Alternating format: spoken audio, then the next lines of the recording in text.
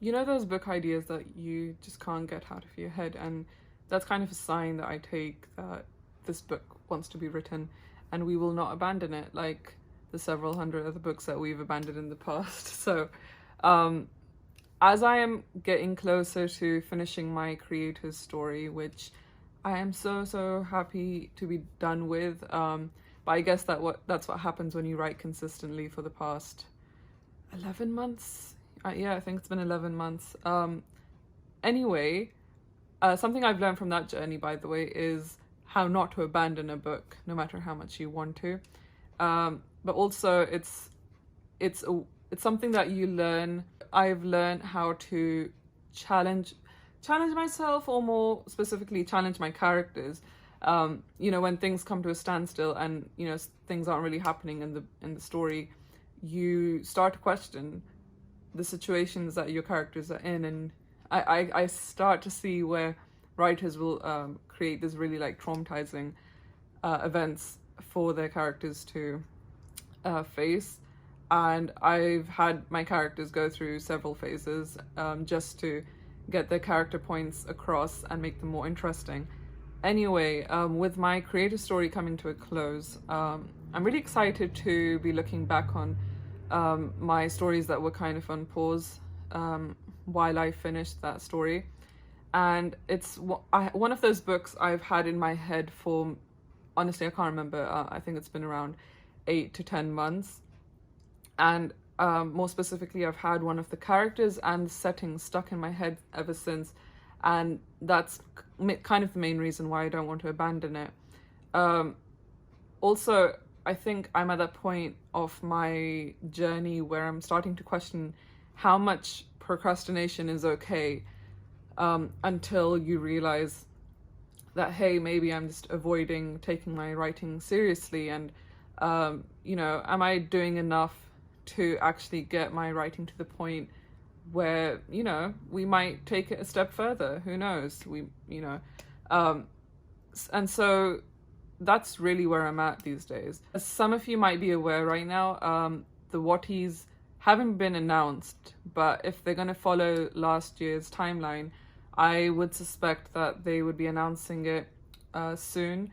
And I think last year they started the competition around July and had the submissions period open for at least a month, or maybe 2 months, I'm not sure, before they close submissions.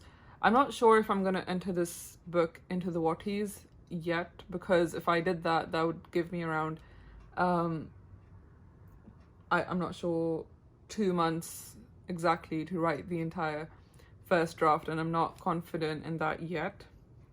But definitely that's something that I might consider doing, because I work better with deadlines for some reason. I'm not sure what that's about. But yeah, going about this book this time is a little different. So what I've done is basically pick up a fresh new notebook, a 99-cent notebook, and essentially outlined it by hand. And the reason I like doing this is because, well, firstly, all my life I've been writing with my pen, except for typing out my manuscripts, obviously, which has been on the laptop.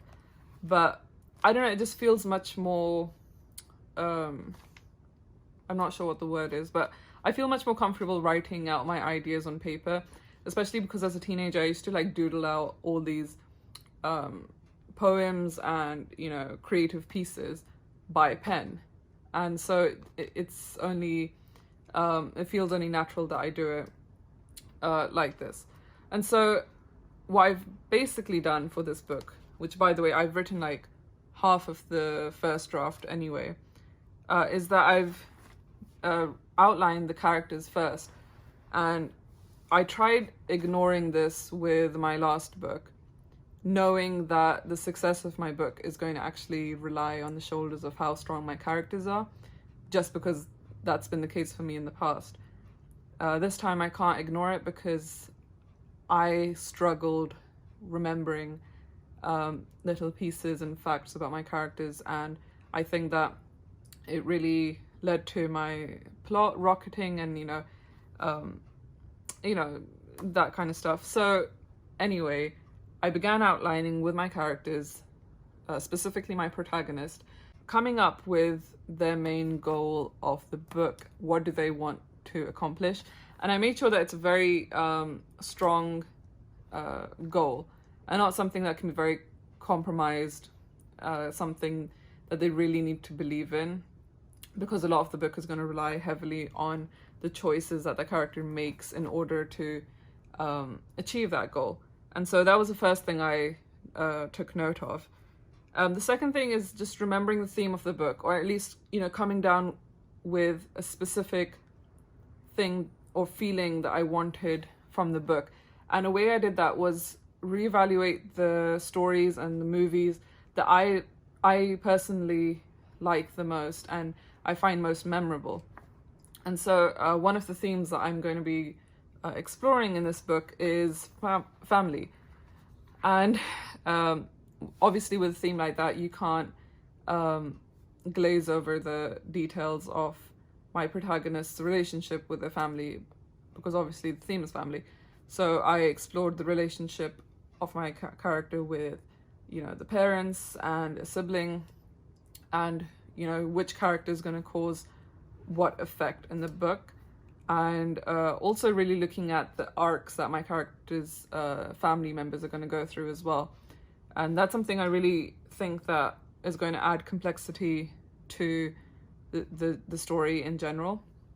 Another thing is that I began to outline my second main character alongside my main character. And what happened with my last draft of the book is that the main character just started existing alongside my protagonist, and even though they were kind of like love interests, or maybe they were meant to, which by the way never happened because they were obviously steering in two different directions, which was a mistake on my part. But I also blame the fact that I just didn't have my character number 2 outlined very well, and so they were just kind of existing, and I really had to evaluate that character again. And the way I did that was, even though I had a motive for that character, I needed to come up with ways they're going to facilitate our main character and the reason they're doing that. And so that would be a way of them achieving their own goals. As you can see, this is like a flow chart, and because of the flow chart, you can actually, you know, pin things down to a certain timeline or a sequence of events. And I've tried coming up with a tentative end goal or ending for each of the characters, just so that I am very aware of, you know, where the chapters are leading. Usually I never actually ever plan the ending of my books, and I'm not sure what your opinion on that may be, but it hasn't been a good experience for me not knowing how things end. I think that really does allow your book to spiral into all sorts of directions. And so yeah, I've penned down what I want happening by the end of the book.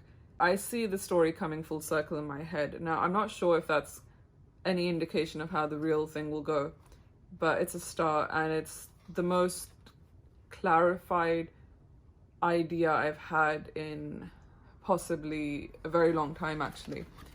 And I'm excited to get started on this. So right now, one of the things I'm working on is, while I've drafted the first chapter, I'm trying to figure out the hook. Even though the plot is quite captivating, to me at least, I need to find a way to do that into the first chapter. And if I consider, you know, posting this on Wattpad, or at least, you know, submitting it into the Watties, I need to make it more engaging from the get-go. And also I'm planning that each chapter should have at least 1,500 words at the least. Right now I'm sitting at around 1,300 words, where I feel like I haven't given unnecessary descriptions. I really hate that part of writing the first draft, because you really don't want to fill in extra things just for the sake of it, just because you know you're going to be cutting them out later in editing, but also not having enough ideas or worthwhile things to occupy words at that point. Yeah, I'll definitely be updating you guys on how this goes, especially with my creative story coming to a close. I will be more free. Yes, do let me know of any projects that you may be working in the comments down below. Feel free to share your links to your books. You might have readers who are interested watching this video, and you might gain some support that way. Whatever it is. I'll see you guys in the next video. Bye.